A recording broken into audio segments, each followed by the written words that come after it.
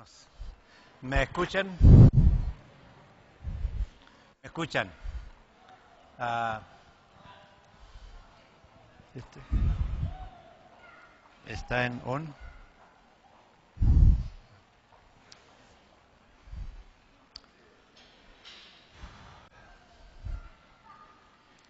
¿Cómo está? Sí, hermanos, ahora me oyen.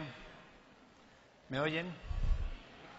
Pedí que cerraran esta puerta para que ya no estuvieran distraídos cuando viene entrando gente. ¿Cuántos son de otras iglesias que no es esta aquí? Oh, muy bien. En la mañana me escucharon, hermanos, de este tema. Entonces ahora tengo hasta las 4 para presentar este. Y después se viene el otro. Siento que van a tener un bistec bastante corto. Y después quería yo pasar una película, pero está la sociedad de jóvenes por medio, así que se va a pasar una parte, no van a ver toda la parte. Hermanos, hace un tiempo, tiene mucho eco atrás, eco, ¿se oye bien, hermano, atrás allá? ¿Se oye bien? Sí. Hace tiempo un misionero quería hacer su obra misionera en una isla de caníbales. ¿Saben lo que es un caníbal? Bueno, le gustan los bistecs humanos. Entonces nadie lo quería llevar a la isla por peligro, porque el que se acercaba lo agarraban, lo alimentaban con plátanos y se lo comían. Pero por allí a alguien se le ocurrió la idea de que llevándolo con un bote, un barquito, lo podían dejar a 200 metros y el misionero podía nadar. Y este misionero era de color, o sea, de raza negra. De modo que llegó allá, enseguida los caníbales lo tomaron, lo pusieron en una jaula y le dicen, no, a mí no me tienen que comer porque yo vengo a darles un mensaje. Bueno, lo que podemos hacer, dice, te comemos primero y después nos das el mensaje. No, dices al revés, escúchenme primero y si no les gusta el mensaje me comen. Y en eso quedaron. Pero él decía, mi carne es muy mala, no les va a gustar. A ver, danos a probar tu carne. ¿Qué hizo? ¿Sabe qué hizo el misionero? Tenía un cuchillo grande, se levantó la pierna y se sacó un pedazo de acá. Y lo pusieron en la olla y pues después de una hora el cacique sacó la carne de la olla y la comió, pero no le gustó y la tiró. Bueno, ahora dice, puedes darnos el mensaje si quieres, tu carne no sirve. Se convirtió, hermanos, toda la isla se convirtió.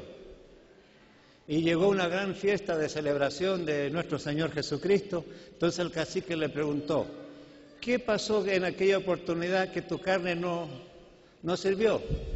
Entonces el misionero dijo, lo que pasa es que yo tengo una pata de goma, dice, y de ahí les di a comer. Hermanos, este es el tema de hoy, lo voy a presentar abreviado. ¿Cuál es el tema, hermanos? El Señor viene desde Sión, el monte Sión celestial, el de la tierra. El monte Sión, donde estaba el templo de Salomón, era un símbolo o figura del monte Sión celestial, donde está nuestro Señor. ¿Entienden eso?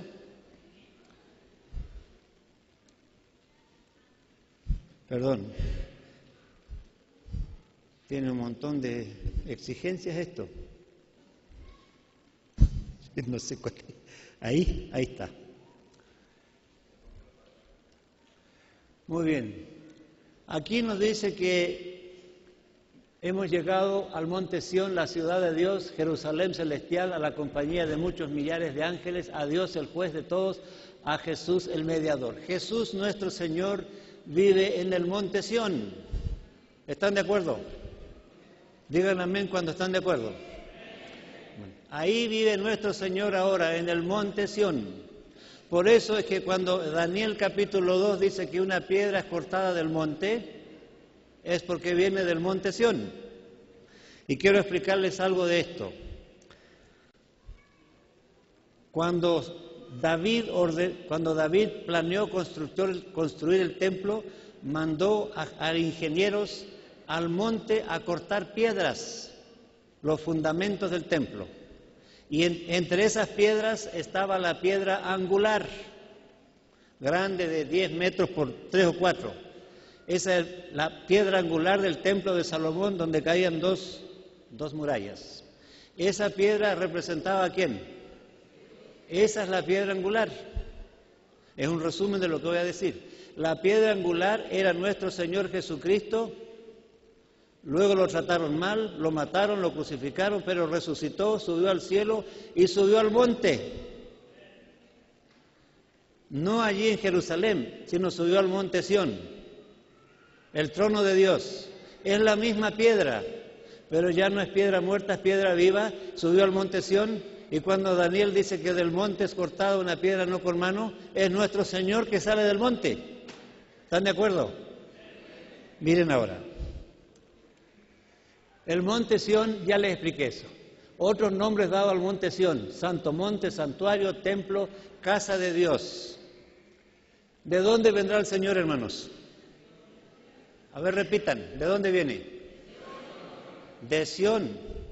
Eso es el monte Sión, el templo, el santuario celestial, el trono de Dios.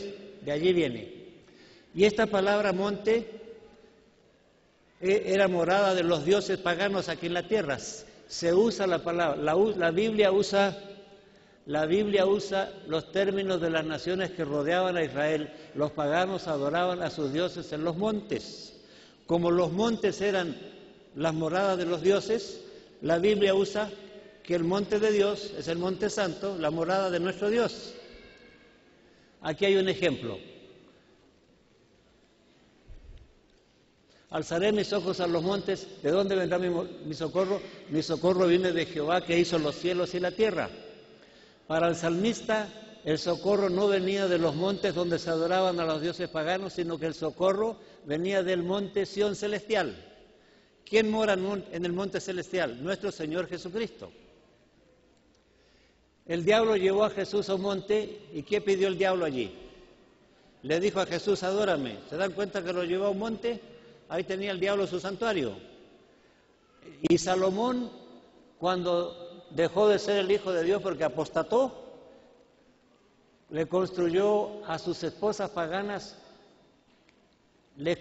santuarios en un monte cerca de Jerusalén. Y en los días de Jesús todavía estaban allí las señales de los montes que Nabucodonosor, donde él edificó santuarios, y se llamaba el monte del delito. Pecó Nabucodonosor dejando a Dios y haciendo santuarios para sus mujeres paganas que adoraban a esos dioses. Muy bien, hermanos, este es un punto importante. El diablo fue expulsado del santo monte. Fuiste lleno de iniquidad y pecaste, por lo que yo te eché del monte de Dios, oh querubín protector, profanaste tu santuario. El diablo era el protector sobre la ley, ¿se acuerdan? Con alas así, él protegía la ley. Era querubín cubridor, que cubría el arca. El diablo fue expulsado del santo monte, el trono de Dios, el santuario celestial. El santuario celestial es el santo monte, donde está Dios, la morada de Dios, y el diablo fue expulsado de allí. Así que cada vez que nosotros leemos en la Biblia el santo monte, se refiere al santuario o monte de Dios. El santo monte es el trono de Dios. ¿Está de acuerdo, pastor? Hermana está dormida, mírela. Está muy cansada. Pero escucha a ella, nomás que le gusta relajarse. Disculpen que son las bromas que yo hago. Muy bien, entonces el diablo también lo expulsaron del concilio celestial. Vamos a seguir. Daniel, ¿se acuerdan que a Daniel lo llevaron a Babilonia, hermanos? Estuvo allá como profeta de Dios. No solamente él, sino Ezequiel, su compañero, en diferentes épocas, pero Daniel fue llevado a Babilonia y él comenzó a orar. Cuando se iban a terminar los 70 años de cautiverio, Entonces hizo esta oración: Señor, conforme a todos tus actos de justicia, apártese ahora tu ira y furor sobre tu ciudad, Jerusalén, tu santo monte. Los davidianos dicen que Daniel estaba orando por Jerusalén, que Jerusalén es el santo monte, no es la iglesia adventista. Ahora escuchen esto. Pero aquí abajo dice, haz que tu rostro resplandezca sobre tu santuario. Daniel está orando por el santo monte, por el santuario, para que cuando el pueblo regresara de Babilonia a Jerusalén, el templo pudiera estar construido y la presencia de Dios podía estar ahí. Esa es la verdad. Jerusalén no era santa, tampoco el pueblo, a causa de los pecados de la nación. La ciudad y el santuario, el santo monte, el lugar de la presencia de Dios, habían sido destruidos y Daniel quería la reconstrucción. Pero aquí el culto llamado la vara dice que es la iglesia, ¿verdad? Muy bien, eso es. Pero aquí está la prueba. Cuando terminó el cautiverio, 70 años, terminó, entonces Daniel fue y habló con el rey Ciro que conquistó Babilonia. Y le dijo, Ciro, ¿por qué no mandas a alguien para construir el templo? Y Ciro mandó ¿a quién? ¿A quién mandó? A Zorobabel, que se ocupó. Esto indica que Daniel oraba por el santuario y no por una supuesta iglesia. Cuando alguien está diciendo que el Santo Monte es la iglesia adventista y que el profeta de la vara salió de la iglesia adventista, es una herejía. No solamente herejía, es un disparate. Yo le voy a decir luego. Daniel oraba por el santuario porque al regresar la cautividad de Babilonia, el templo sería el centro del culto y el lugar de la presencia de Dios. La Shekinah, esta palabra no está en la Biblia, pero representa la manifestación gloriosa de Dios sobre el arca. Cuando un versículo no está bien claro, entonces dice, a mi santo monte de Jerusalén, la preposición de aclara, el monte santo ubicado en la ciudad de Jerusalén. El monte santo es el trono de Dios.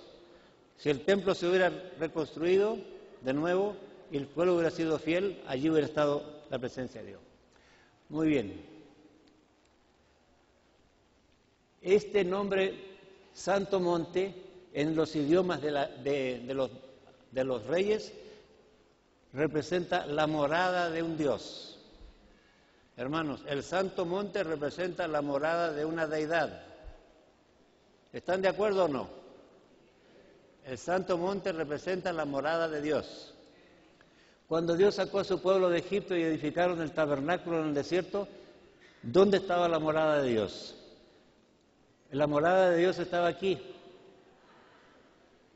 De entre los dos querubines hablaba Dios con el pueblo. El santuario, esa es la morada de Dios. La ley es el trono de Dios. Lo mismo ocurrió cuando construyeron el templo de Salomón, ¿verdad? Porque yo, Jehová, he elegido a Sión, la quiso por habitación para sí, porque aquí habitaré, porque he querido. En el monte Sión, donde estaba el templo, allí moraba Dios. En el monte Sión, terrenal. ¿Cuál es el fundamento de ese templo? ¿Quién es el fundamento del templo, hermanos? ¿Quién es? Cristo, la piedra angular. ¿Cómo se lo llama a Cristo? En visión profética se le mostró a Isaías que esta piedra era un símbolo de Cristo. Cristo era la piedra del ángulo de la dispensación judaica y de todo el plan de salvación. La piedra angular es el plan de Dios, la piedra angular, la piedra de ángulo es el fundamento de todo el plan de salvación. ¿Quién es la piedra angular, hermanos? Cristo es la piedra angular. ¿De dónde la cortaron? La piedra angular la cortaron de un monte de Jerusalén. ¿Está claro eso? Y llegó a ser el fundamento. ¿Cómo la cortaron? Con las manos. ¿Han visto los albañiles trabajar ustedes en las canteras? De allí cortaron la piedra angular. Y es el fundamento del templo y es el fundamento de todo el plan de salvación. Es la misma piedra que subió al cielo, pero ya una piedra muerta de la cantera es piedra viva en su resurrección. Ahí está. Estas son las citas, ¿verdad? El templo judío fue construido de piedras labradas traídas de las canteras de las montañas. La fabricaron de piedras que traían ya acabadas, así que no se escuchó el ruido de martillo ni de hacha. Aquí Elena G. de White dice que esa piedra que cortaron la dejaron abandonada en un momento ahí abajo y era una piedra de tropiezo. Y esto quiero que lo entiendan bien, hermanos. ¿Me están poniendo atención? Digan sí. Hermanos, la piedra angular que trajeron con otras piedras la dejaron por ahí abandonada, el viento, la lluvia, no sabían de qué se trataba. Era una piedra de tropiezo, de escándalo. Pero cuando llegó la hora la encontraron y la pusieron en el fundamento del templo. Así trataron a Jesús, ¿verdad? A Jesús lo trataron mal. ¿Sabe cómo los fariseos le dijeron a Jesús? Eres hijo de fornicación. ¿Quién es el padre de tu hijo, la Virgen María? ¿Has fornicado? Y también le dijeron, eres samaritano, raza despreciada. Y lo crucificaron. Así trataron, como trataron a la piedra angular despreciada, así trataron a Cristo. Pero esa nación judía que rechazó a Jesús, el reino se le fue quitado. Se le quitó ese reino. Y aquí hay una cita muy importante. Cuando Cristo exclamó, consumado es, la nación judía era una nación excomulgada.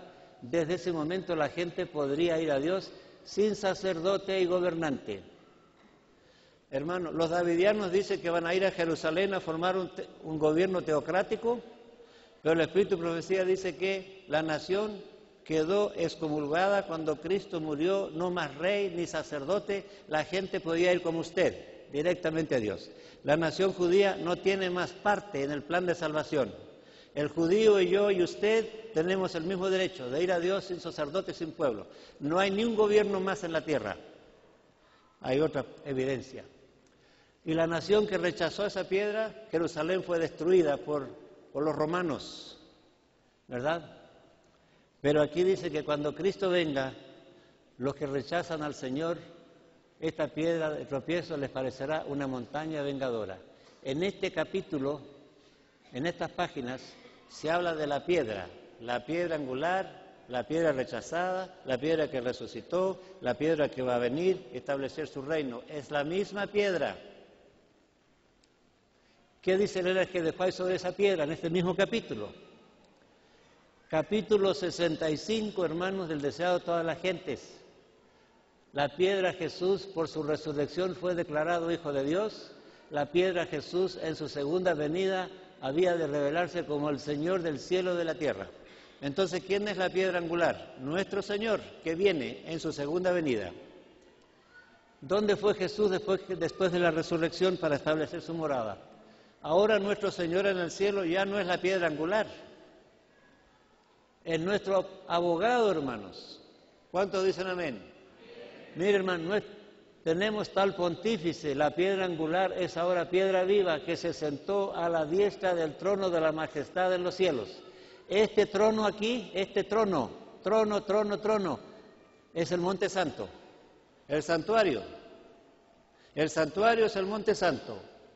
Ahora nuestro Señor la piedra es ministro del santuario y de aquel verdadero tabernáculo que levantó el Señor en hombre, el más amplio y más perfecto tabernáculo. ¿Cómo dice esto amarillo? El tabernáculo en la tierra lo construyeron los judíos, pero el tabernáculo del cielo lo construyó nuestro Señor, no hecho de manos, es decir, no de esta creación. Así que la piedra angular cuando subió al cielo ya no es piedra angular, es nuestro abogado. Y se sentó en el trono, el santuario, el Monte Santo. ¿De dónde vendrá la piedra en su segunda venida? Porque no entró Cristo en el santuario hecho de manos, el cielo, figura de verdadero, sino en el cielo mismo para presentarse ahora por nosotros ante Dios y aparecerá por segunda vez sin relación con el pecado para salvar a los que esperan. Cristo entró en el santuario, en el monte santo. El monte santo es el santuario. ¿Dónde llevará Jesús a su pueblo? He aquí miré y el Cordero Jesús estaba en el pie. ¿Dónde está el Señor ahora? En el monte Sión. ¿Y con él cuántos? Delante del trono. Ese es el monte santo, que fueron redimidos de entre los de la tierra. Ahí va a llevar al Señor. De esto vamos a hablar al rato, en 10 o 15 minutos. ¿De dónde viene la piedra? Capítulo 2. La piedra, capítulo 2. Estaba mirando hasta que una piedra fue cortada no con mano, e hirió a la imagen en sus pies de hierro barro cocido. La piedra angular fue cortada con manos en la tierra, de un monte. Pero el Señor viene ahora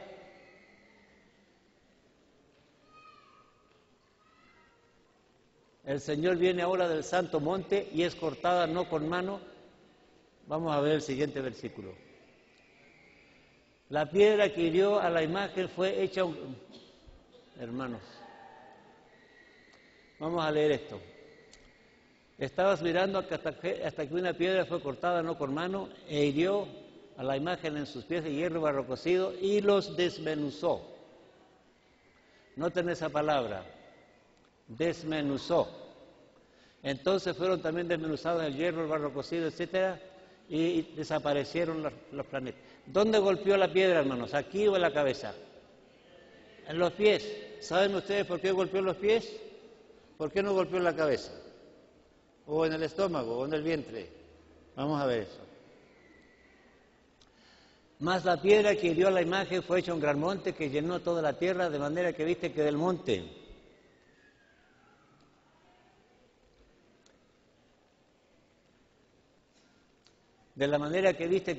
fue cortada una piedra no con mano, la cual desmenuzó el hierro, el bronce, el barro, la plata y el oro. El gran Dios ha mostrado al rey lo que ha de acontecer en lo porvenir. El sueño es verdadero y fiel su interpretación.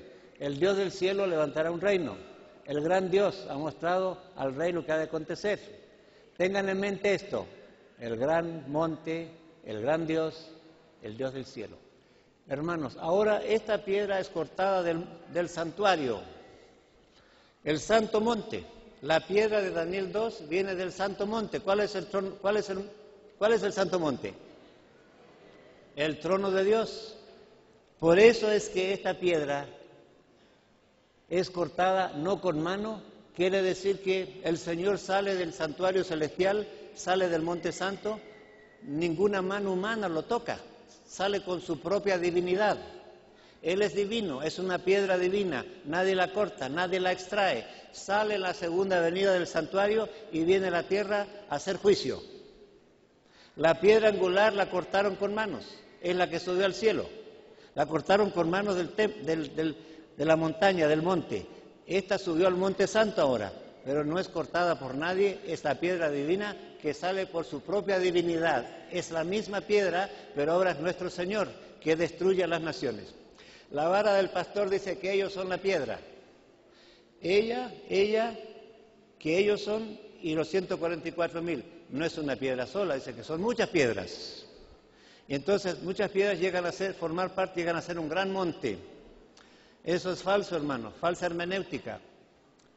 Ahora, ¿quién le dijo? Ahí está la imagen que ustedes conocen, ya la conocen, ¿verdad? La explicación, miren, hermanos, en español. Del monte fue cortada una piedra no con mano. En arameo, que es el capítulo 2, del monte no hecho de manos, del monte no con mano fue cortada una piedra, es decir, del monte no hecho de manos, del santuario celestial se corta una piedra. La piedra de Daniel 2 no es un hombre, hermanos, ¿verdad, pastor? La piedra no es un hombre, ni un grupo de personas, es una sola piedra y es divina. Y dice que desmenuza. ¿Qué es lo que hace, hermanos? Desmenuza, destruye las naciones. ¿Ustedes creen que la vara tiene poder para desmenuzar las naciones? Eso es el error que muchos caen, pensando que la iglesia es el monte y de ahí salen ellos, ¿verdad? Falso. Si tomamos en cuenta el contexto bíblico completo, concluimos que del monte no hecho de manos,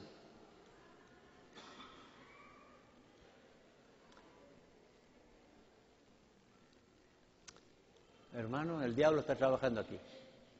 Bueno, del monte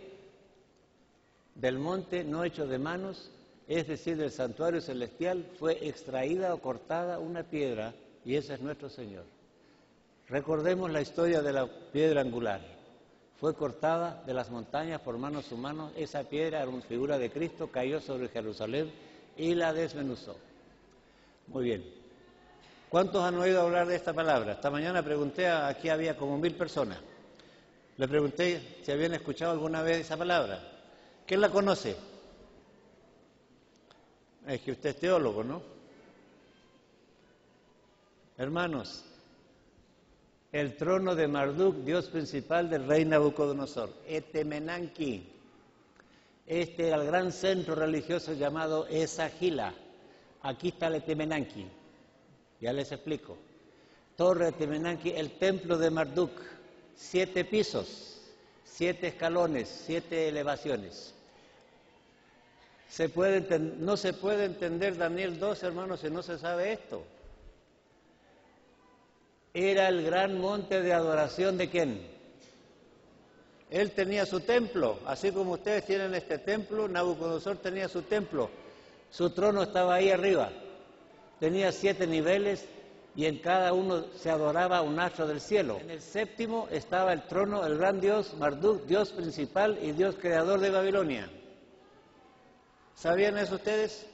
No se puede entender Daniel 2 si no se sabe esto. ¿Verdad, pastor? Usted ya sabía eso. Muy bien, ahora viene lo interesante. Etemenanki, el gran monte, por su majestuoso tamaño, tenía ¿cuántos metros? 100%. Era la piedra fundamental entre el cielo y la tierra, la escalera al cielo, la puerta del cielo. Era el axis, el eje del universo, la línea directa al cielo. Eso es lo que dice el Papa hoy, que para salvarse es por medio de la Iglesia Católica. Eso es Babilonia, la puerta del cielo. Muy bien, aquí está la morada de Marduk, la morada del dios de Nabucodonosor, el dios más grande de Babilonia, el creador del universo. Para Nabucodonosor se llamaba ¿cómo, hermanos? ¿Cómo se llamaba? Es el Mardoqueo de la Biblia, es Jeremías 50. Este era el dios de Nabucodonosor.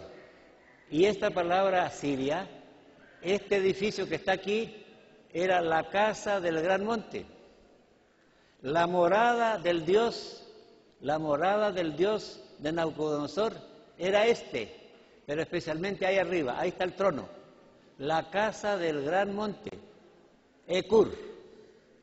Apréndanse una palabra siria, hermano. Ekur, la casa del gran monte. Es decir, que esta es la casa de ustedes, del gran Dios. Pero esta era la casa.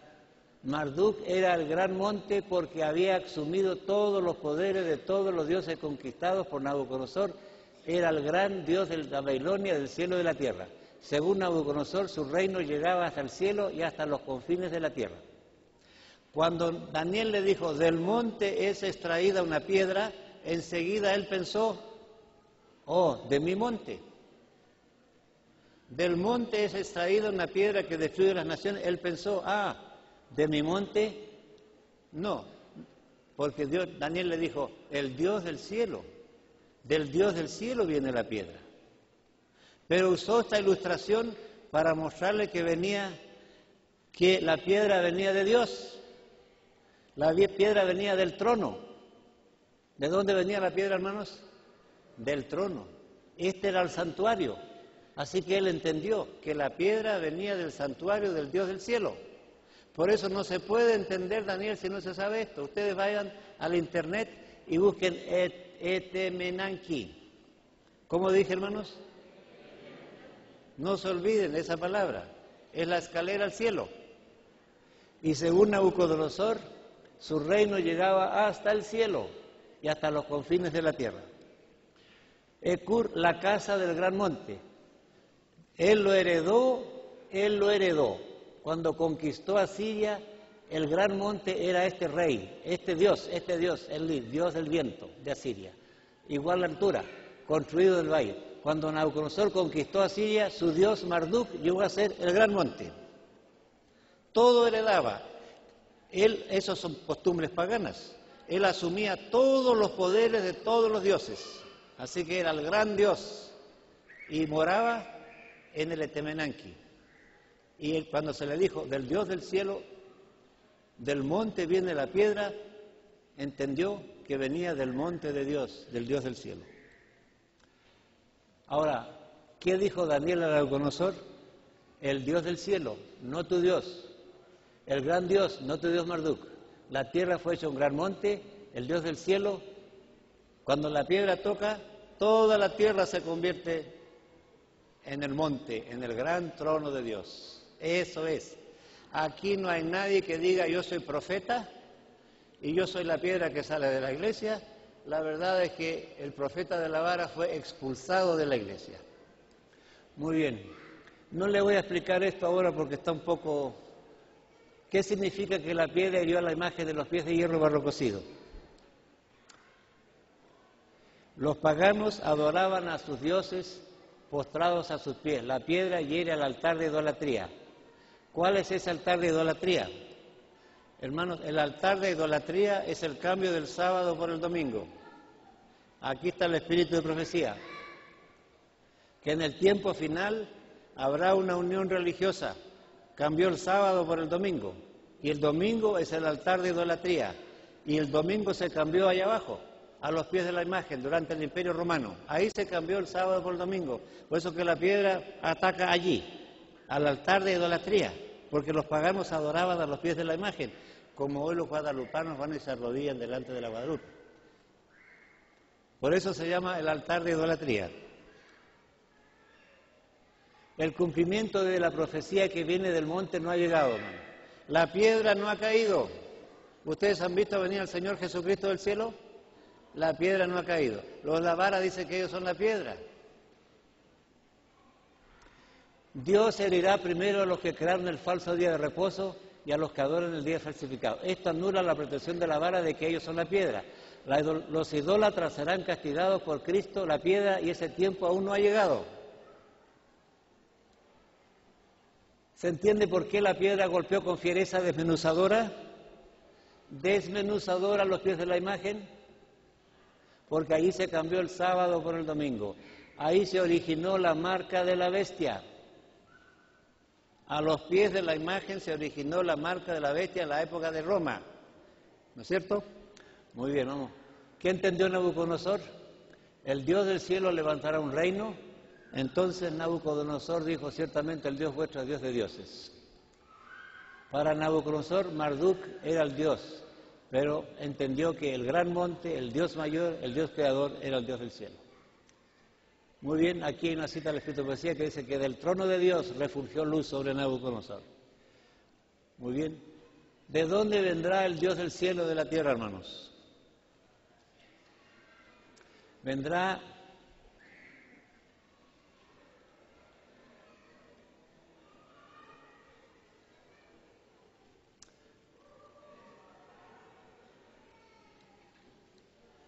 muy bien, ¿de dónde vendrá el Dios del cielo?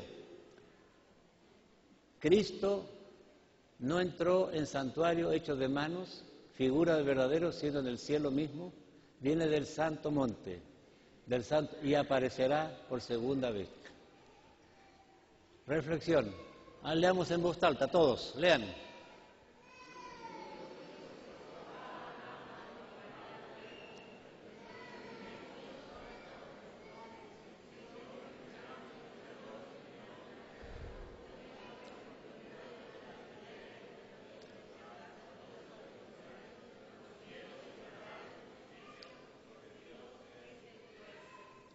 ¿De dónde viene el Dios de Siones? ¿El Dios de dioses, hermano? El Dios de dioses viene de Sión. Y el Sión es el santo monte celestial. Y esa piedra es Jesús. La piedra fue hecha un gran monte Quiere decir que toda la tierra se convierte en un trono de adoración. Muy bien. Leamos esta cita que está aquí todos juntos.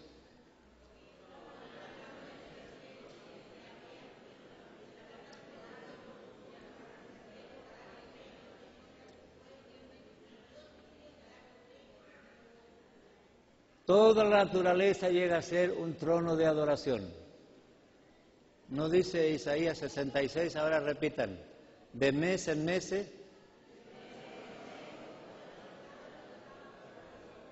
¿Se dan cuenta?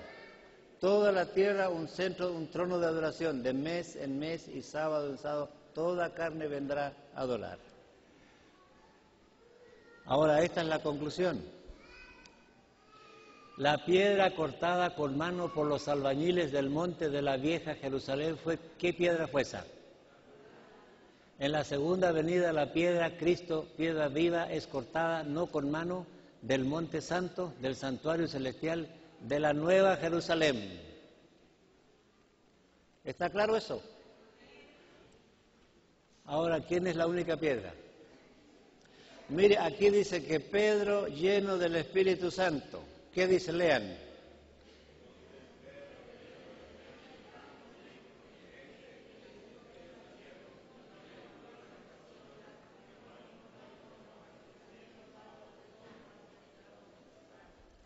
¿No andan diciendo algunos que ellos son la piedra? ¿No les parece? El espíritu de profecía dice que este tipo de personas que rechazan la verdad llegan a ser desequilibrados mentales, como el profeta de la vara, que en verdad era un desequilibrado mental al decir, yo no voy a morir. Yo y los 144,000 que son mis discípulos vamos a ir a Jerusalén y vamos a ir al cielo sin ver la muerte como el Elías, porque yo soy el último Elías. Ese es un desequilibrado mental. Él murió y hasta el día de hoy andan algunos propagando la misma doctrina, hermanos. Hay como 20 o 30 grupos que están interesados los líderes en los diezmos de los hermanos. Cuando usted da su diezmo a la vara del pastor, le está dando diezmo a los enemigos de la iglesia para atacar a la iglesia. Dicen que son adventistas y la única misión es atacar. Ellos forman parte de la gran Babilonia. Babilonia era el enemigo de Dios queriendo destruir al pueblo. Todo el que quiere destruir al pueblo que guarda los mandamientos de Dios forma parte de la gran Babilonia. Y ellos recibirán su recompensa cuando llegue la hora. Leemos todos.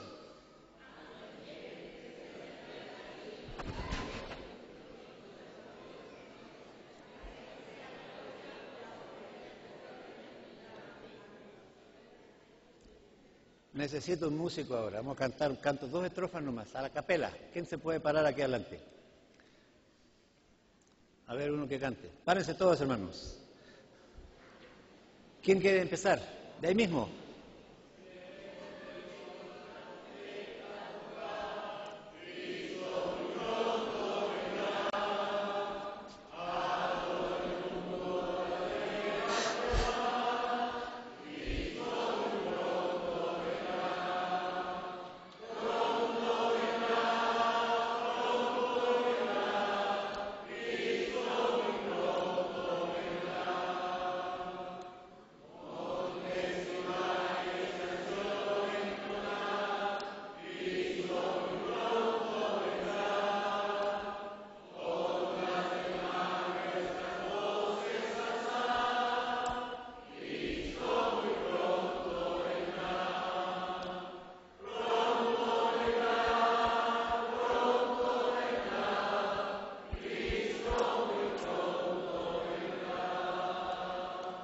Amén, hermanos. Siéntese.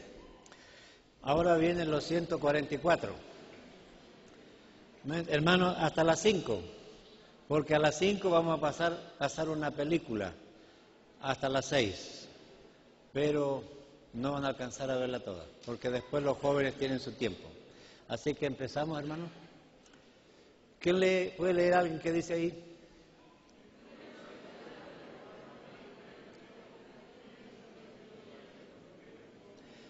Yo les voy a probar en esta tarde que si ustedes guardan el sábado, ustedes son parte de los 144,000.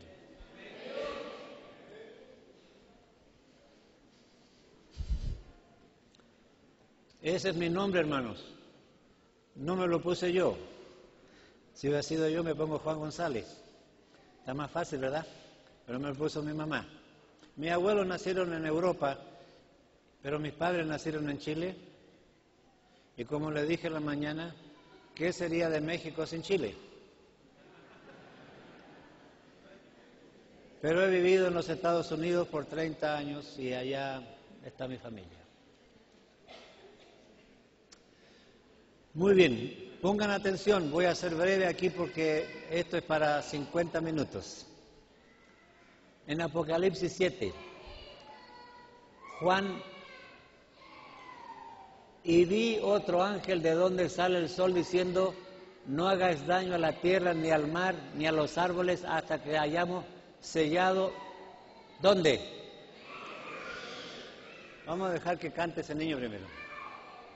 En sus frentes, ¿a quiénes?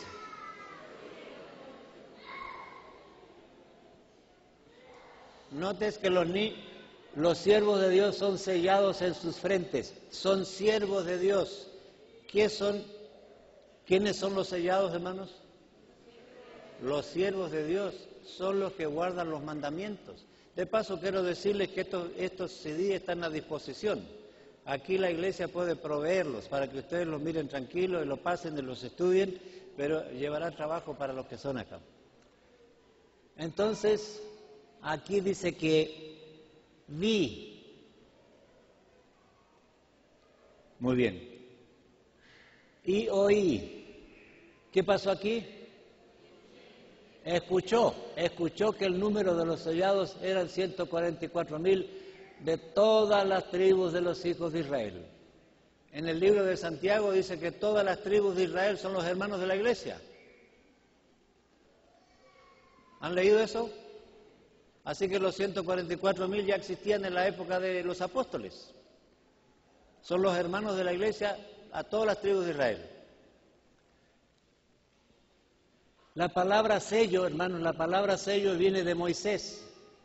Estos son los mandamientos, palabras que te mando, estarán sobre tu corazón y las atarás como una señal en tu mano, estarán como frontales entre tus ojos, en la frente. Así que los sellos son los mandamientos de Dios. Después que oyó, hermanos, perdón.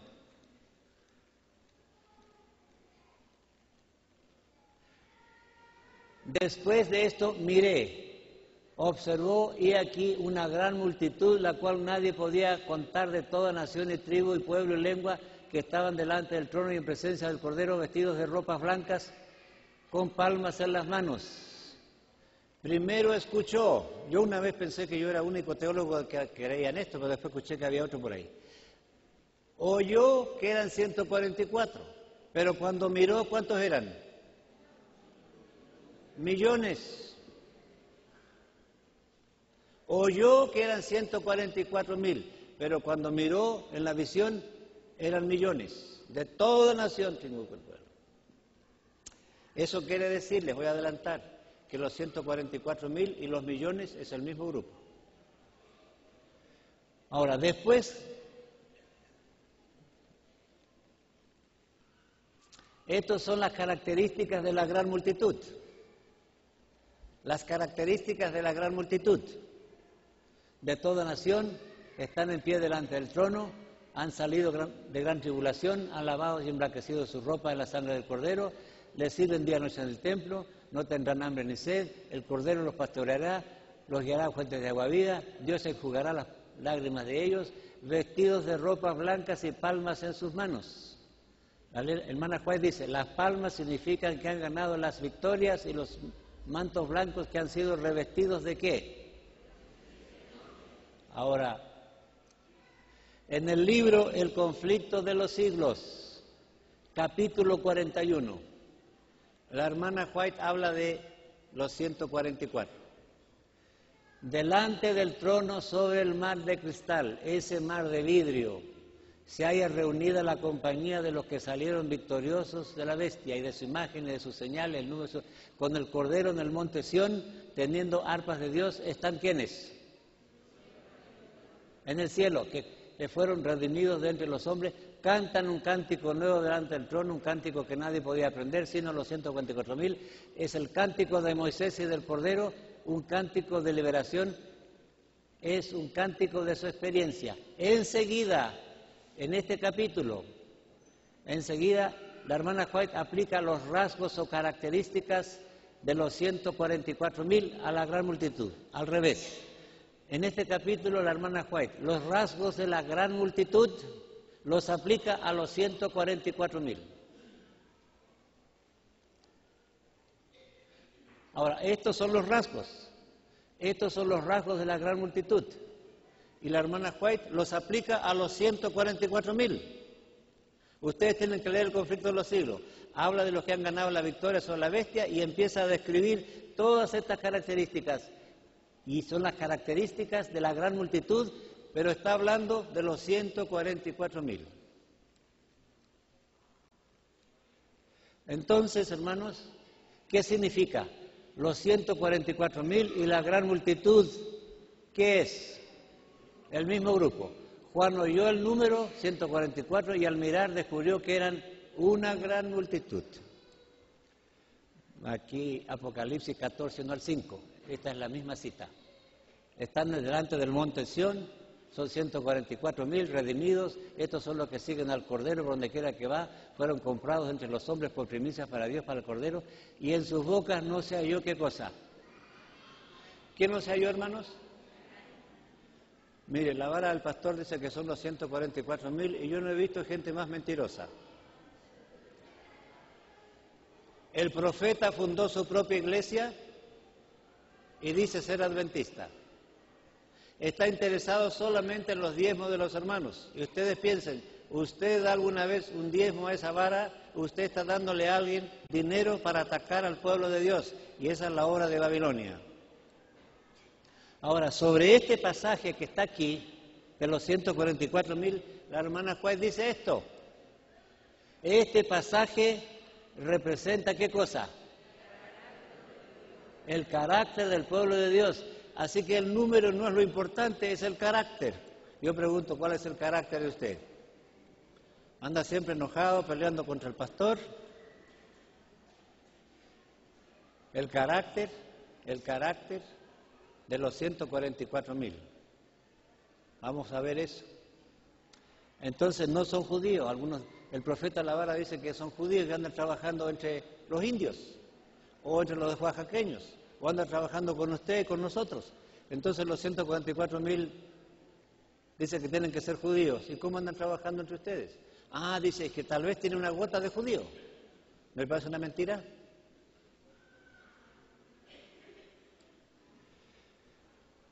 ¿Quiénes son y dónde ve Juan en su visión los 144? Oyó que eran 144, cuando miró era gran multitud. Son los que salieron victoriosos de la bestia. ¿Quiénes son, hermanos? Los que salieron victoriosos de la bestia. Están delante del trono en el mar de vidrio, en el monte Sión. La vara dice que van a ir a Jerusalén, que ese es el monte Sión, ese es un mar de tierra. 3 referencias. Es el mismo lugar, el trono de Dios, en la Nueva Jerusalén, en el cielo. Aquí otra referencia a los 144. Habla de que alcanzan la victoria sobre la bestia, ¿verdad? Cantan himno de Moisés y del Cordero. Esta otra referencia. ¿Dónde están, hermanos? ¿Dónde están? En el mar de vidrio. ¿Dónde está el mar de vidrio? Los decapitados forman parte de los 144.000. Tal vez durante la Inquisición, donde la Iglesia romana que puso el domingo, no solamente eso, sino que estos son los mártires. Los decapitados vi tronos y se sentaron sobre ellos, vi las almas de los decapitados por el testimonio de Jesús y la palabra de Dios, que no habían adorado a la bestia ni a su imagen y no habían recibido la marca en su frente ni en sus manos. Estos vinieron y reinaron con Cristo. ¿Cuántos años? Los decapitados forman parte de los 144.000 porque alcanzaron la victoria ¿sobre quién? Son los adoradores del Papa, hermano, del Vaticano, del día de reposo falso, el altar idolátrico de adoración, el hijo del papado. Esa es la marca de la bestia. Conclusión, son los que han alcanzado la victoria sobre la bestia, son los redimidos de todas las épocas, desde Adán hasta hoy. Ahí está usted. ¿Qué es la marca de la bestia? Juan fue llamado para que contemplara un pueblo distinto, ustedes, distinto de los que adoran a la bestia y a su imagen observando el primer día de la semana, la observancia de ese día de esa marca de la bestia. Los que no adoran la marca de la bestia es un pueblo distinto. ¿Por qué es un pueblo distinto? Voy a citar algunas nomás. Son siervos sellados en sus frentes. La observancia del día de reposo es la marca de distinción entre el que sirve a Dios y no le sirve. Tienen puestos los vestidos de bodas, etcétera. El sello de Dios viviente será colocado sobre los que son semejantes. ¿Semejantes a quién? A Cristo en carácter. Y muchos no van a recibir el sello de Dios porque no son semejantes en carácter. Entonces, los 144 son un pueblo distinto porque guardan los mandamientos de Dios que incluye, ¿qué día, hermanos? De la creación. Eso quiere decir que si usted es fiel a Dios y guarda el día de reposo, usted es parte de los 144.000. ¿No están contentos con eso? Pero la bestia no solamente es Roma, es el diablo mismo. No solamente el sábado, sino que en su boca no se haya mentira, etcétera. ¿Cuándo empezó el sellamiento? Todos los que resucitarán en la segunda venida de Cristo murieron sellados, hermanos. De otra manera no irían al cielo. Un ejemplo. Un esposo que quedó viudo, hermana White le dice en sus días, 1850, vi que ella, que murió, su esposa, estaba sellada y se levantará y se pondrá en pie sobre la tierra. ¿Con quién? En 1850 la hermana White dice, tu esposa murió sellada y se va a levantar con los 144.000. Es decir, que el sello empezó ya, no ahora, porque algunos, la vara del pastor dice, cuando yo me declaré el Elías, el mensajero final, entonces empezó el sellamiento. Hermano, falso. Características de un verdadero profeta. Cuando haya profeta de Jehová, le apareceré en visión y en sueños. El profeta de la vara nunca recibió un sueño y una visión de Dios. Todo lo inventó él para vivir de los diezmos, porque ya estaba cansado de vender máquinas de lavar y vender flores. Ahora aquí está la primera visión de Elena G. de White. Creemos en el espíritu de profecía. No existe un escritor como la escritora sacra, Elena G. de White, que escribió sobre todas las esferas de la vida y todo, hermano, teológico, científico, moral, etcétera. Miren lo que dice ella. Los 144 no tendría que tener eso. Porque esto lo resumí. Los 144 santos vivientes escuchan la voz que anuncia, ¿qué cosa, hermano? El día y la hora de la venida. Eso lo van a escuchar ustedes y el Señor anuncia luego. Se describe el descenso de Jesús que llama a los muertos dormidos, que resucitan revestidos ¿de qué? Nosotros, dice ella se incluye entre nosotros los santos vivientes fuimos transformados y junto con los muertos ascendimos al mar de vidrio vestidos ¿cómo? Se incluye entre los 144. Vivos y resucitados forman un solo grupo y ascienden vestidos de blancos al trono de Dios. ¿Me entienden? Continúa la visión.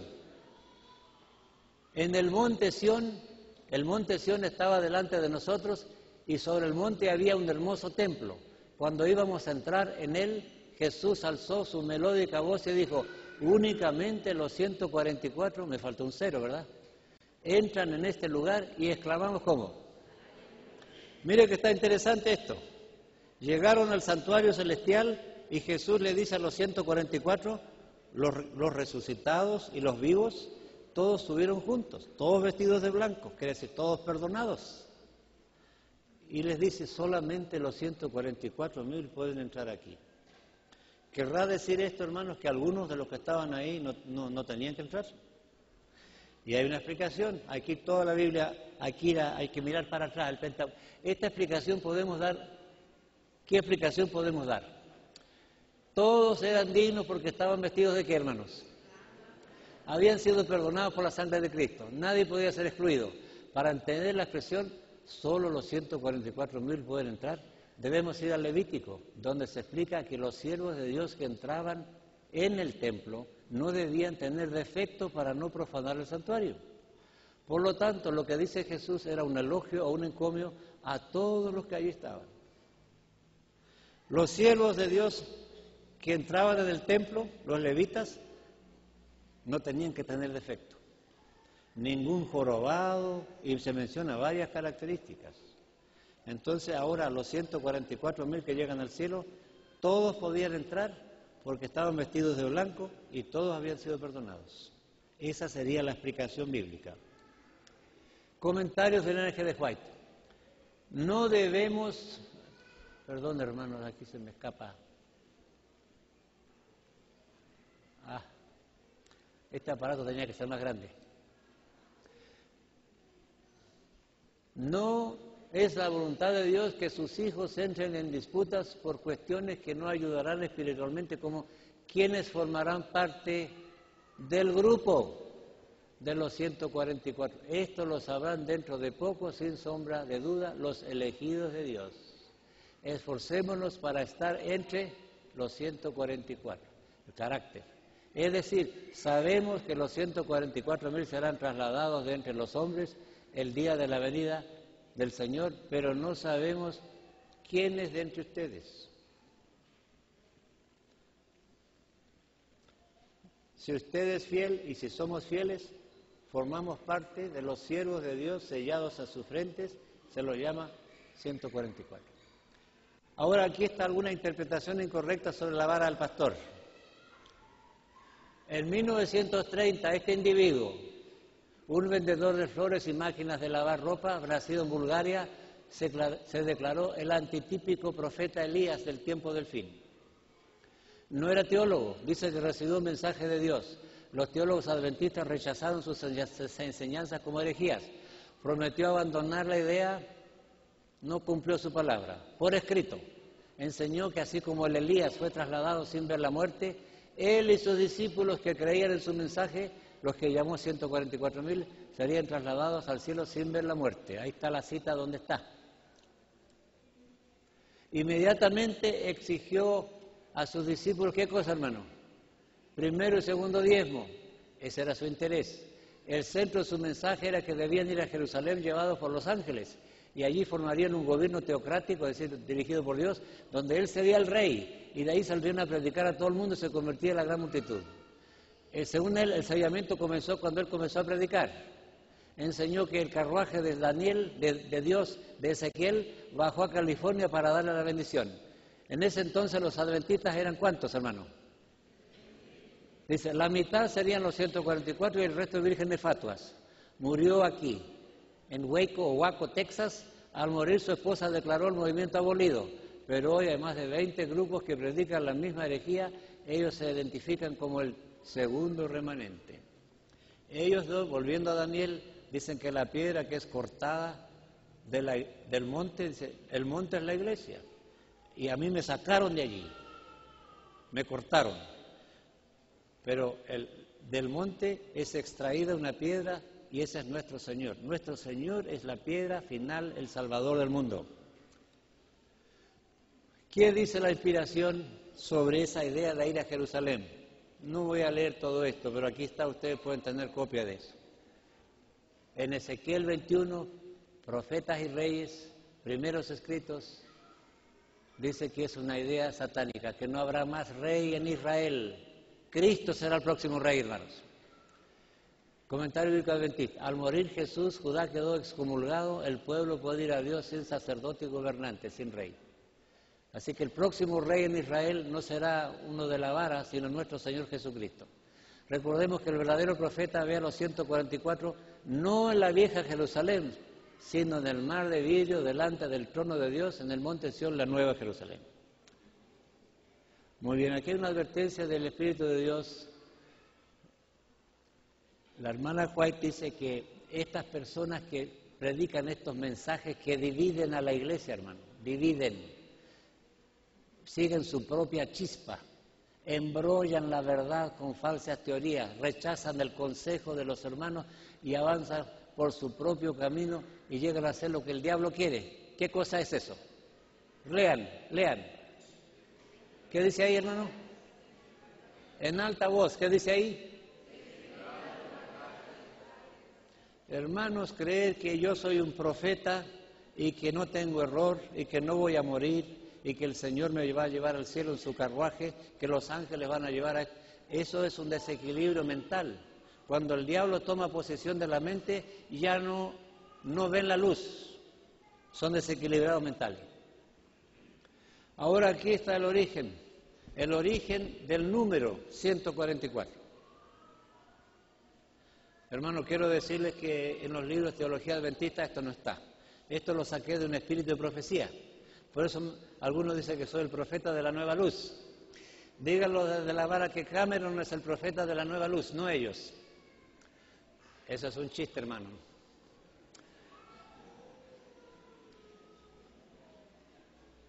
Origen. El primer libro de Crónicas 23, David organizó los servicios del templo. ¿Cuántos sacerdotes? Lean, hermanos. ¿Cuántos porteros?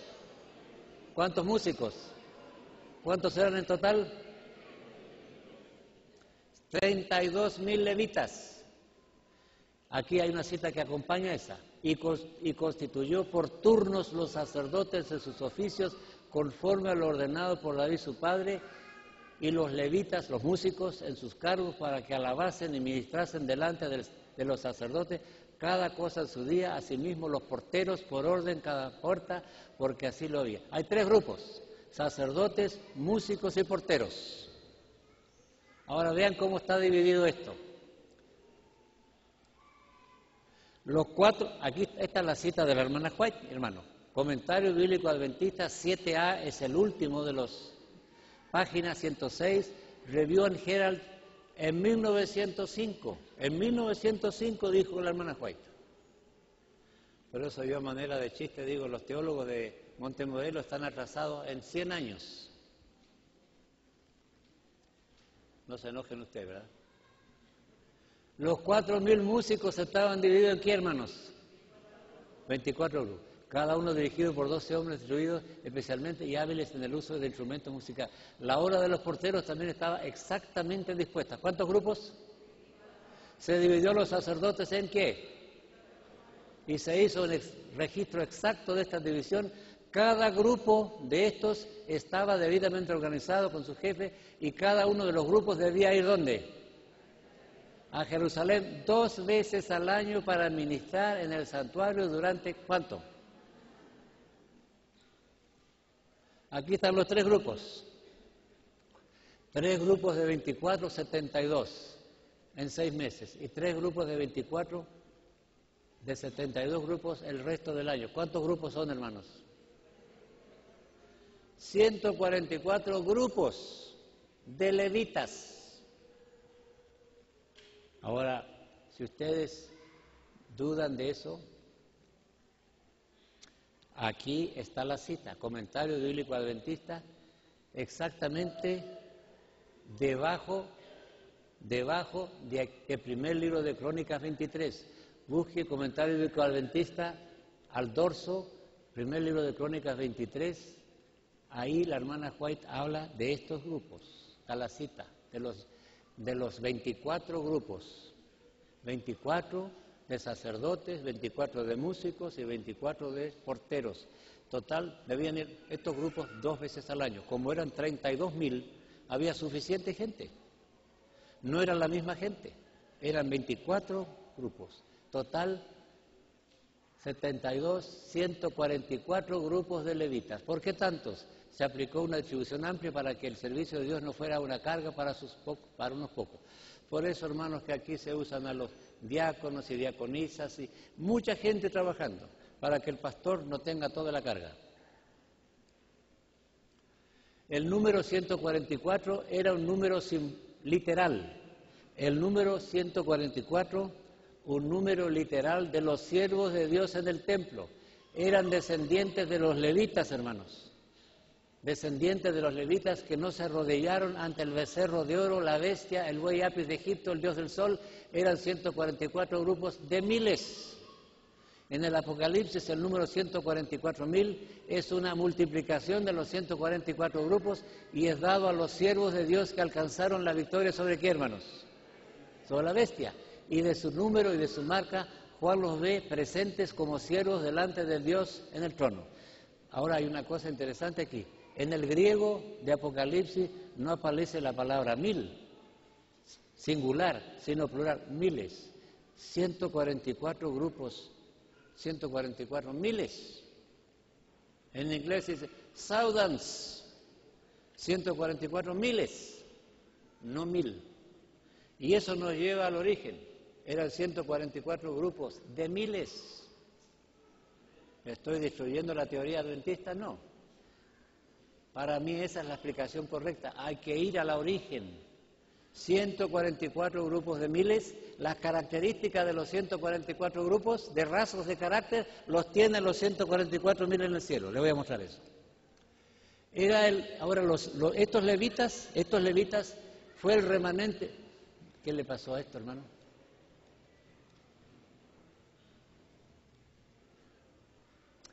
Los levitas fue el remanente fiel en la idolatría del Sinaí. No adoraron al buey Apis o becerro de oro. ¿Se acuerdan, hermanos, que los levitas no se arrodillaron ante el becerro de oro? Es el dios egipcio, el buey Apis. ¿Cómo se llamaba el dios de Egipto, hermano? Buey Apis, perdone que pregunte. El buey Apis. Hay más de esto. El salmista se refiere a los que no fueron fieles. Hicieron becerro en Oreb, se postraron ante imagen de fundición, así cambiaron la gloria de Dios por imagen de un buey que come hierba. Olvidaron el Dios de su salvación que había hecho grandezas en Egipto. Pero los levitas, Dios los apartó por su fidelidad para el servicio del santuario. El Señor honró su fidelidad otorgándoles una distinción especial. Y aquí hay una descripción del buey Apis, el dios Apis de Egipto. El dios Ra era un dios solar, el más antiguo, pero el dios Apis era la divinidad solar favorita y la forma más común de presentar a Osiris, que estaba relacionada con el sol. Los hebreos adoraron al buey Apis porque ese era el dios que adoraban cuando ellos salieron, el becerro. Características y deberes de los levitas en su viaje a Canaán. Cuando viajaron a Canaán, el campamento estaba ordenado en esas divisiones. Los descendientes de los hijos. Cuando estaba el santuario hecho en la tierra,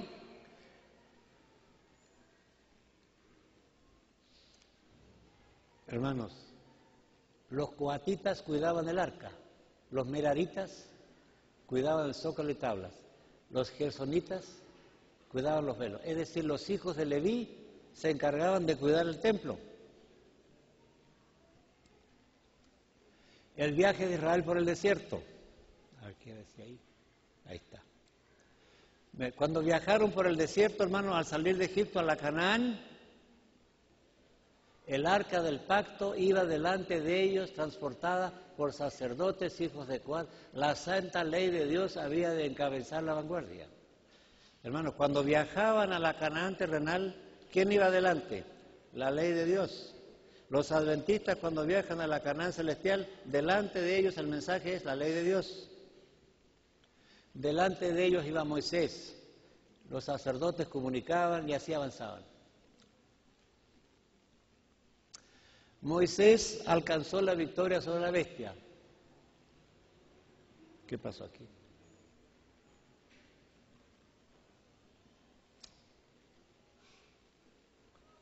Está muy pegadito aquí, hermano, un ojo de medio está muy gordo.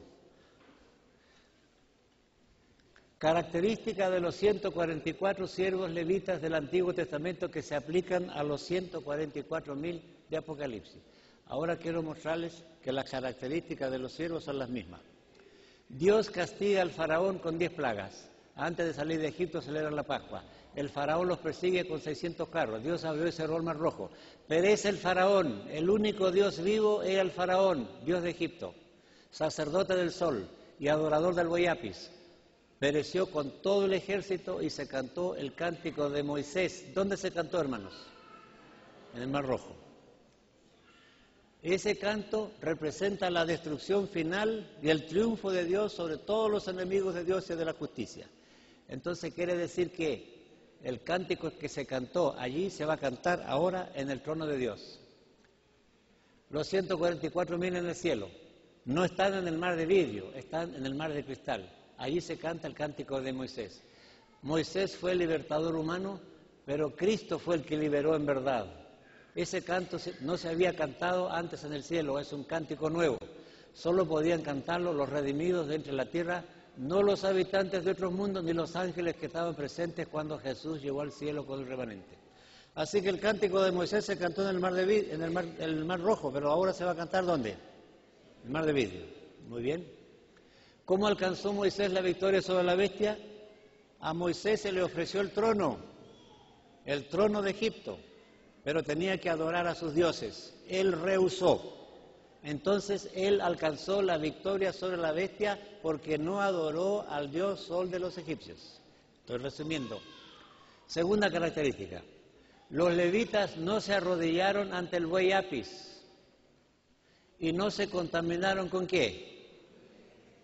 El culto al buey Apis fue acompañado del más grosero libertinaje, se entregaron a glotonería y a orgía licenciosa que incluía la fornicación. Parte del culto al buey Apis era el adulterio, la fornicación. Los 144.000 en Apocalipsis no se contaminaron con mujeres, con la mujer de Apocalipsis 17. ¿Ven la característica? Hermanos, ¿me entendieron? Los levitas, que son los siervos de Dios, no adoraron al buey Apis, ni se contaminaron con la sexología. Los 144 en el cielo no adoran a la bestia y también no se contaminan con Roma, con la bestia de Apocalipsis 17. Según tercera característica, los 144 grupos de levitas sirvieron en el templo, aquí debe decir, de Salomón en el monte Sión. Los 144.000 están con el Cordero, ¿dónde? Aquellos estaban en el monte Sión, estos están ahora en el monte Sión en el cielo. Cuarta característica, los levitas fueron santificados como sacerdotes, purificados como siervos del santuario, lavaron sus vestidos, Aarón hizo expiación por ellos. Los 144 en el cielo son sellados y santificados como siervos de Dios, la misma característica. Quinta, los levitas descienden de los hijos de Israel. Los 144.000 son de todas las tribus de los hijos de Israel. La misma característica. Los 144.000 de levitas eran sin engaño. ¿Qué eran, hermanos? Sin engaño. Ya no eran hijos de Jacob. Jacob engañó a su padre. ¿Cuántas veces? Para robar la primogenitura. Ahora estos levitas eran hijos de Israel, vencedor. Los 144.000 no tienen engaño o mentira en su boca. El remanente de Israel no dirá mentira ni tendrá lengua engañosa. Hermanos, cuando vienen aquí estos davidianos diciendo que son adventistas en secreto, que son adventistas, pregúntele usted de dónde es miembro y si da sus diezmos. Ellos no dan sus diezmos, los dan a sus líderes para atacar al pueblo de Dios. Son parte de Babilonia, hay engaño en su boca. El profeta fundó su propia iglesia, llamado Davidian Seventh Day Adventist Church. davidianos adventistas del séptimo día. Pero el título adventista del séptimo día es como un cuero de oveja arriba del lobo, solamente para decir. Y es muy probable que entre nosotros haya en este momento algunos de ellos o simpatizantes que vienen aquí para escuchar o buscar nombres para trabajar. Los levitas seguían el tabernáculo en el desierto. El centro del tabernáculo era el Cordero. Los 144.000 siguen al Cordero donde quiera que va. Entonces, el tipo y el antitipo. Los 144 grupos de levitas estaban delante del trono y servían día y noche en el santuario. Los 144.000 están delante del trono y le sirven día y noche del templo. ¿Notan ustedes que las características que tienen los levitas son los que están en el cielo, que van a estar? Novena, los levitas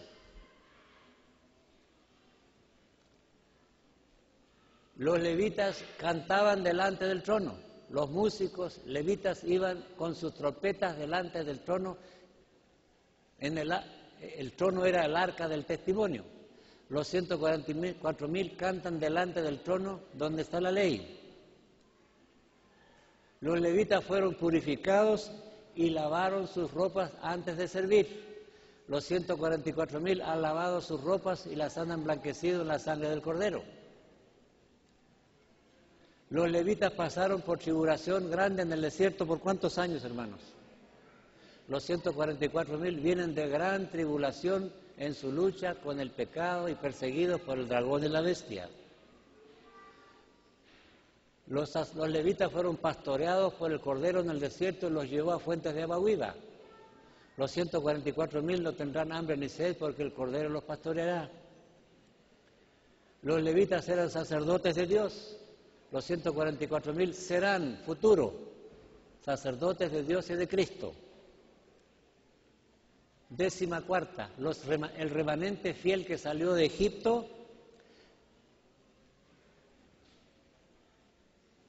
El remanente fiel que salió de Egipto, Dios le pidió que guardara ¿qué cosa? El remanente fiel se le pide ahora que adore al Creador del cielo y de la tierra, palabras que se encuentran en el cuarto mandamiento, donde se ordena la observancia del sábado. Y aquí hay una referencia que voy a pasar por alto, me quedan 15 minutos. Estos son algunos levitas que no llegarán al cielo. Coré y sus reclutados. Usted sabe que Coré era levita, pero él quiso derrumbar a Moisés, echarlo por tierra, y quería ser ahora el líder. Y llegó a decir, Dios me ha dado un mensaje, que intercepte la hora de Moisés. Yo seré ahora el líder. Es lo que dice la vara del pastor, que tiene nueva luz. ¿Sabe dónde tiene origen la nueva luz, hermano? En el paraíso. Dios le dijo a la serpiente, morirás, ¿y qué dijo el diablo? Esa es la nueva luz. Los protestantes dicen, el sábado no, ahora guardamos el domingo por la resurrección de Cristo, la nueva luz. Los católicos ya no guardan los primeros mandamientos y cambiaron el sábado, es la nueva luz. Todo lo que no viene de Dios viene de Satanás. Y Coré, inspirado por el espíritu del diablo, desafió el movimiento profético, llegó a decir que Dios le había autorizado a cambiar la dirección del gobierno de Dios. Todo eso está aquí, Patriarca, Profeta 4:20 y Números. Este es el pecado de profanación, hermano, de poner su propia autoridad sobre la autoridad de Dios. ¿Qué fue el resultado? Que se abrió la tierra y Dios los tragó. La tierra los tragó. Estos otros individuos también no llegarán y eran levitas, ofrecieron fuego. Y fuego extraño hoy significa cualquier doctrina que es mentira. Todo lo que enseña contrario a la iglesia es fuego extraño. Muy bien, el remanente de hoy, el remanente del tiempo del fin. ¿Saben lo que es el remanente? Es lo que queda, ¿no es cierto? Lo que queda fiel. Los levitas fueron los que quedaron fieles, es el remanente. Y todos el carácter de los levitas los tienen los 144.000 que llegarán al cielo. Vencieron a la bestia, no se arrodillaron, no se contaminaron con la orgía sexual, y son el carácter que tienen los 144. Muy bien. El remanente que regresó de Babilonia fracasó. La nación judía del tiempo de Jesús fue excomulgada. Dios eligió a este remanente, 12 apóstoles, pero vinieron los 1260 años de la bestia. El remanente estuvo esparcido por el dragón y la bestia. Este es el tiempo de la Inquisición. Los remanentes estaban escondidos, pero viene esta profecía, 2300 días, y habla el comienzo final del remanente. El dragón se llenó de ira contra ustedes, la mujer, y se fue a hacer guerra contra el resto de la descendencia de ella, de la iglesia. ¿Quién es el remanente? Los que guardan los mandamientos de Dios y tienen el testimonio de Jesucristo. ¿Quién es el remanente, hermanos? Los que guardan los mandamientos de Dios y tienen el testimonio. Misión final del remanente. Este es el remanente que tiene la sagrada misión de proclamar el mensaje. ¿Cuál? Los ángeles representan a los que reciben la verdad y presentan el evangelio con poder. El primer ángel es adorar a Dios.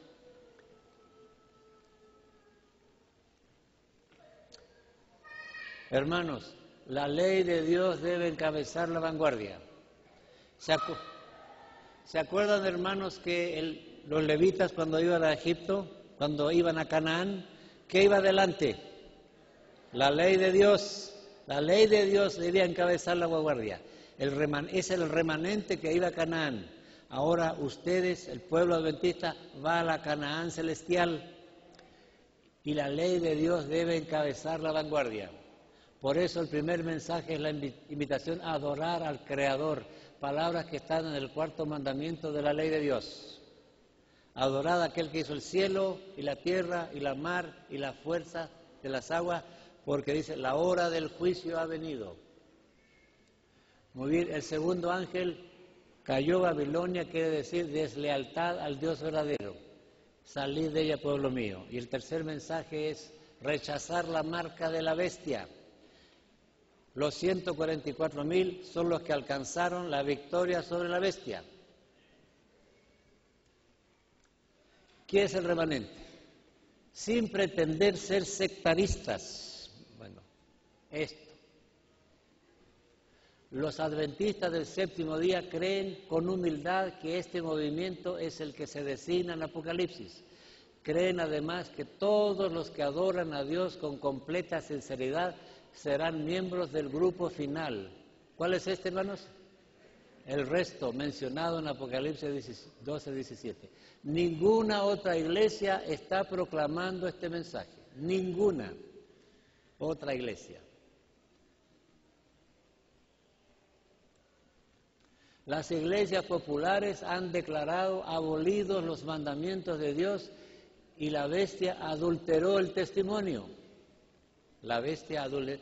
Ahora, Jesús añadió nuevas responsabilidades a la iglesia. Enseñar, ¿qué más? Y sanar. Todas las instituciones, escuelas, hospitales de la iglesia están al servicio de Dios para revelar ¿qué cosa? Es el carácter, hermanos, de los levitas, limpiados, purificados, fieles, santificados, eso es.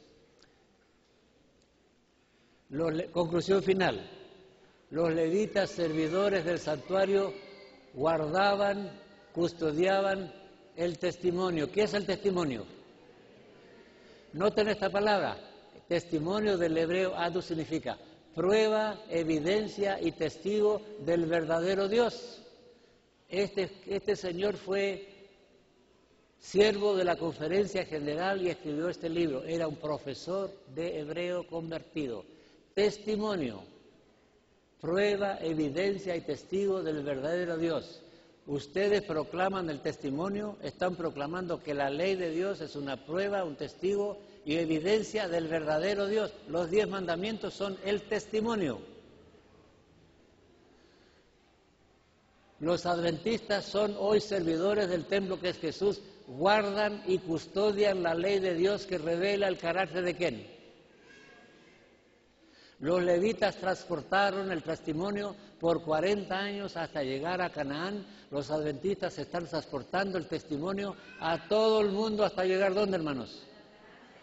Los levitas no se contaminaron con mujeres en la orgía sexual al pie de Sinaí. El remanente final adventista no se contamina con la mujer, iglesia de Apocalipsis 17, que cabalga sobre la bestia y fornica ¿con quién? ¿Se dan cuenta del carácter de los levitas? Es el carácter de Cristo. Repetimos, finalmente. El remanente final está compuesto por los que revelan el carácter de los levitas, que es el carácter de Cristo. Son los santos vivientes, sirven en el templo, guardan los mandamientos de Dios, proclaman los 3 mensajes. Dios miró al futuro y los ve a ustedes. Hermanos, Dios miró al futuro y los ve en pie en el monte, en el trono de Dios. No en el Mar Rojo, sino ¿dónde? La victoria de los levitas en el Mar Rojo ahora representa a ustedes, alcanzaron la victoria sobre la bestia y están ahora en el mar de cristal. Ustedes son los que podrán llegar a ser los 144,000. ¿Entendieron, hermanos? El número 144 eran los siervos del templo. Cuando llegan al cielo, son los siervos de Dios que alcanzaron la victoria sobre la bestia. Alabado sea el Señor.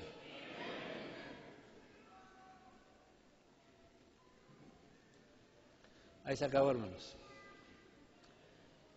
Ustedes pueden adquirir esto, no sé cuánto le va a costar al pobre que tiene que duplicar, pero es importante que los líderes de la iglesia puedan pasar este tema en los grupos donde ustedes pertenecen, porque allí llegan los enemigos de Dios. Y es importante que sepamos que la iglesia adventista es el remanente final y que el dragón se airó contra ella y está trabajando para destruir el pueblo de Dios. O sea, me sobraron 4 minutos, hermano. Ahora hay una película que no se va, me dijo el pastor que hasta 10 para las 6.